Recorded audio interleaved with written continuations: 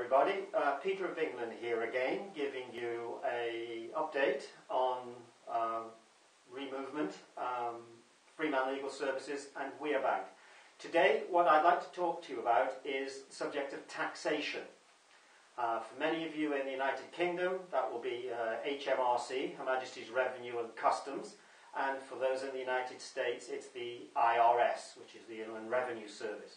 Now, many people have speculated on whether you should pay taxes or whether you have a legal obligation. For example, my very good friend Simon Spaniard, on his site White Rabbit Trust, had a conflagration with someone from the Inland Revenue. I think it was called Once Upon a Time in Bankruptcy, if you want to look at that video.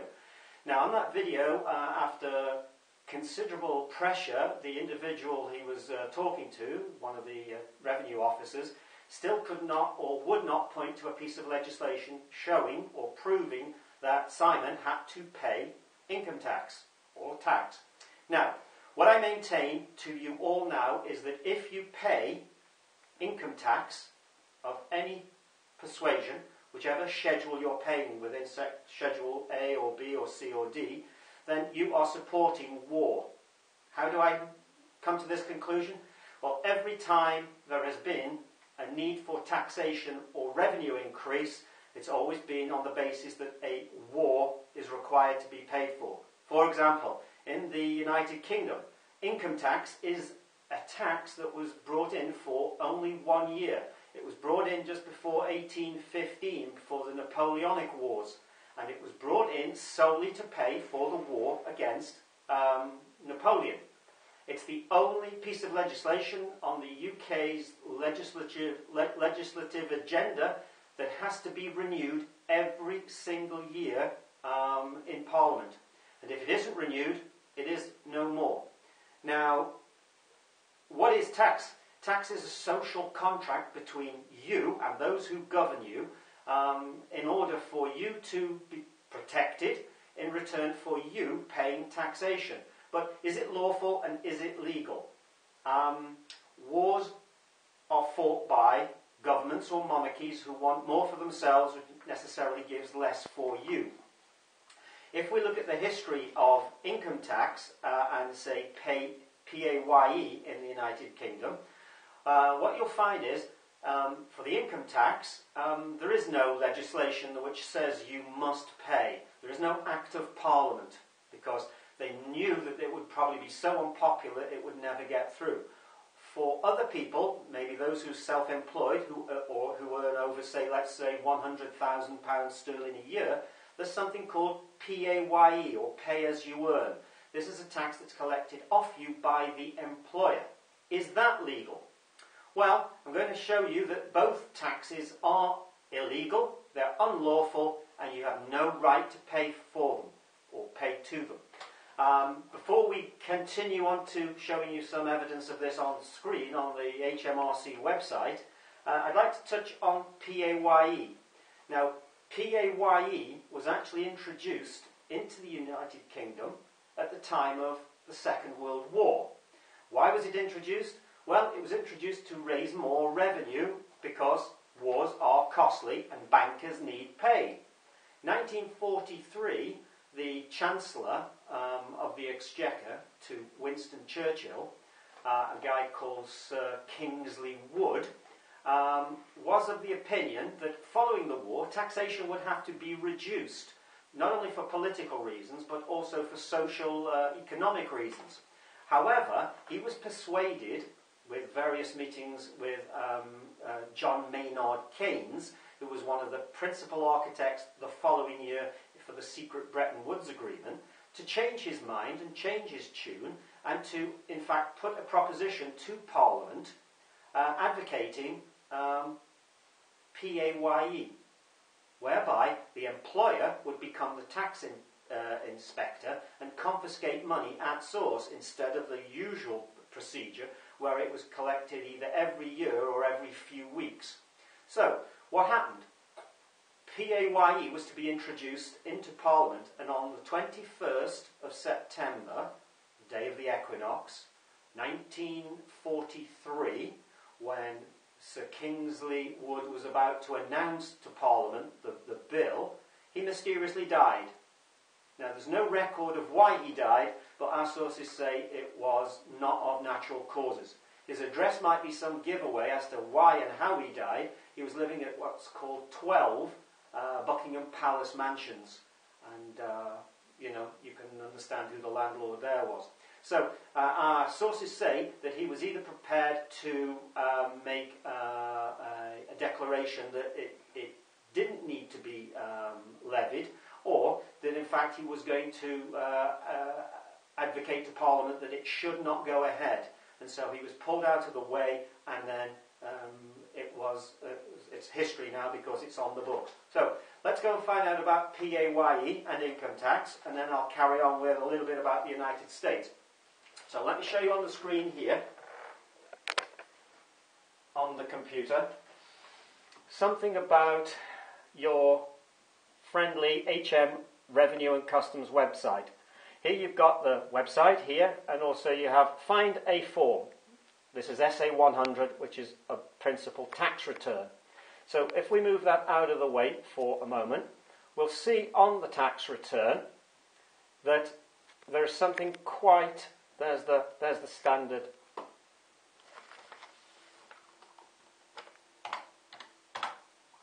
There's the standard tax form, which you can see, important information about how to complete it, and we'll skip through all of this jargon and nonsense, right? And we'll take you to something that the taxman says you only really have to make a declaration that you've been truthful. Now, here it says, look, declaration. I declare that the information I have given on this tax return and any supplementary pages is correct and complete to the best of my knowledge and belief. But what it then goes on to ask you to confirm is the following. Now, this is an oath. This puts you very squarely and firmly in the box of perjury in a court of law. Without this undertaking here, it's just a declaration. But with this here and your signature, you are now firmly in the land of criminal statute law. I understand that I may have to pay financial penalties and face prosecution if I give false information. You have now agreed to this. Not only have you agreed to complete it, you've also agreed that if you make any mistakes or they think you have, you're out of the park. So let's get rid of that, and now let's look at the legality of the situation in the first place. We actually have here something called self-assessment, the legal framework, and the main contents. These are all the self-assessment forms, and what we'll find here is if you go into the search engine here and look for legislation on PAYE, you'll find none. I might be proven wrong in a day or two when I actually phone up HMRC and ask for the PAYE legislation, but as far as I can gather, it was never ever brought into statute law, and it was never passed in Parliament. Therefore, it doesn't exist, it's unlawful, and it's just based on a presumption. Let's look at their notes. SALF 202, self-assessment tax returns. These things should be of the utmost importance to any of you who wish not to maybe pay tax in the future, and I'll show you for why.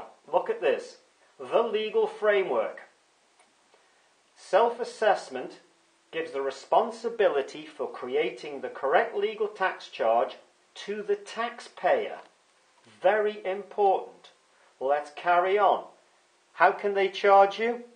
Only if you file and complete a tax return. There has never ever been a case brought before a magistrate's court, a high court, or the senior courts of justice without the judge or HMRC being in possession of a signed self-assessment form or a signed tax form. That is either in the United States or in the UK. So, what does it say? Let's look at it.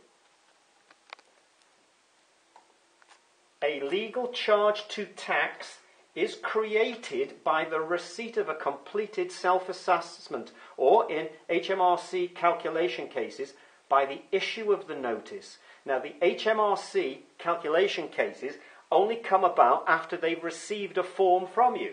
The due date for payment, etc., etc., etc. And that is the main piece of legislation that you should be concerned about, or that piece of writing. Only by your hand can you put the noose around your own neck. Taxes Management Act, 1970. Okay, this is where we are. 1970, TMA, Part 2, Income Tax, Section 8. Return of income. Have we got this? What does it say on Section 8.1, 2, 3, 4? Does it say a statutory or compulsory requirement? It does not. It says any person may be required. Any person may be required by a notice. Any person may be. It doesn't state compulsorily, like most of the legislation, that you are in breach or you are obligated or it is the law. There is nothing in any of this section which says that. Anything other than may. Now what we have here then is Section 8, subsection 7. Every return under this section shall include a declaration by the person making the return to the effect that the return is to the best of his knowledge correct and complete. Where does it say that then I understand that I will subject myself to criminal penalties for incorrect information? It doesn't. They kindly leave it out. So what I'm showing to you here is the fact that the Inland Revenue know that it's a scam. There's no legal framework behind it. Not only is there no legal framework behind it for income tax, but there's none also for PAYE. Now, we find that the legislation for when Sir Kingsley Wood died was never passed through Parliament. But let's go to the United States, for example, at the war. Wars, tax, tax, tax. I need to just refer to some notes on this one because it's a little bit complicated. We're going back to the First World War now, just before the outbreak of the First World War. Ask yourself, are these facts now that I'm going to mention to you a part of a coincidence, or could there have been some engineering involved? Bear in mind, the United Kingdom, everyone started to pay tax to fund the war and to fund much more for the war just as it was coming. Had the government nothing better to think about in 1944, a year before it ended, anything other than raising taxes? Yeah, of course it had other things to concern itself, but the bankers had bigger ideals. Let's go to the United States, okay? Let's go back to World War I. The war to end all wars, we were told, or were told at the time. 16th Amendment in the United States. It was adopted on February 1913, and it gave Congress the legal right for the first time to levy an income tax.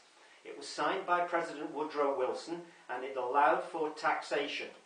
What we then had is on October the 3rd, that same year, the Revenue Act. That was brought into law on October the 3rd. The very next day, they were out collecting taxes. But what happened in this most interesting year too is on December the 23rd, a nice Christmas present, in Congress, 1913, we had the Federal Reserve Act passed. So we've had three very important pieces of legislation. And we've had them all about 6 months before the outbreak of World War I. A coincidence. World War I. Yeah, incredible. 16 million dead. Over 25 million casualties globally. World War II, all conveniently paid for. Some figures, between 60 and 80 million dead. 2.5% of the global population wiped out in war. The United Nations Declaration of Human Rights brought in after the Second World War so that no more war would be around. The World Bank sends me briefings every week how we must eliminate world poverty, and they're doing everything in their power to do it. The United States Federal Reserve, if it has its way, this year will put in $1 trillion into what's called asset purchase to keep the Wall Street white shoe boys floating on their beds of feathers. That $1 trillion alone would end all world poverty and bring medical assistance and food and shelter to all those in need. Why don't they do it? Please. Now, next thing we look at is the populations that died in Russia and China. In China, in that war, between 10 and 20 million people died. In Russia, 20 to 27 million dead. It's incredible. We're coming up to Remembrance Sunday on November the 11th, when all of you are going to be walking around with the little red poppies, and there's going to be a big march on the Cenotaph in London, and the Queen, the Prime Minister, Clegg, Miliband, and all the politicians will be there with their heads bowed, remembering the war dead. But the Milibands and the Cleggs and the Camerons are the very people at this moment that, if they had their way, would be bombing and levelling Syria, as they did with Iraq, as they did in Afghanistan, are still doing, and the monarchy, of which they all ask you to look up to and provide allegiance to, most of them would be there too if they could. Prince Harry would be there in his helicopter gunship, levelling towns and villages if he could, as was Andrew before him, and as was Charles before them, and as was William flying his helicopter. So it's all a load of bullshit, and I ask you sincerely, if you want to do something about it, join or contact Freeman Legal Services. We will show you categorically how not to pay tax, and it will not get you in trouble. Freeman Legal Services have people behind us now who can help you to help the country, the planet, and let's make a difference. So, what I would say therefore, I think I've covered everything in the notes. There's a lot to go on here. So what I'd say to you now is, don't forget to subscribe, pass the video on, please get in touch with Freeman Legal Services and join Removement. And above all, if you pay tax, you are equating to the bankers, and you are as bad as them, because you are funding their war. No excuses.